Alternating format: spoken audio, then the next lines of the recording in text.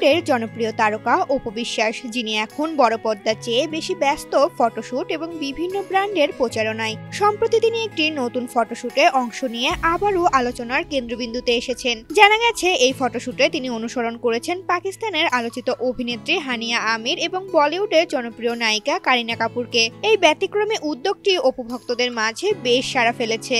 অপু বিশ্বাস নিজেই নিশ্চিত করেছেন যে কারিনা কাপুর এবং হানিয়া আমিরের একটি বিশেষ ফটোশুট তার নজর কেড়েছিল। সেই স্টাইলটি তাকে এতটাই অনুপ্রাণিত করেছিল যে তিনি একই ধরনের একটি ফটোশুট করার পরিকল্পনা করেন। এরপর তিনি যোগাযোগ করেন তার রূপসজ্জা শিল্পী জাহিদ খানের সঙ্গে। দীর্ঘ পরিকল্পনা ও প্রস্তুতির পর এই ফটোশুটের আয়োজন করা হয়। ফটোশুটের অন্যতম আকর্ষণ ছিল বিশেষ পদ্ধতিতে তৈরি করা একটি ওড়না। জানা গেছে, ওই ওড়নাটিতে 4000 ছোট কাজ বসানো হয়েছে, যা তৈরি করতে 4 জন শ্রমিকের 6 দিন সময় লেগেছে।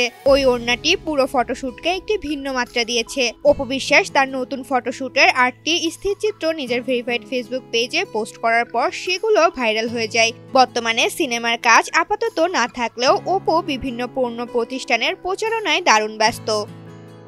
ঋতুপর্ণা, জনকণ্ঠ।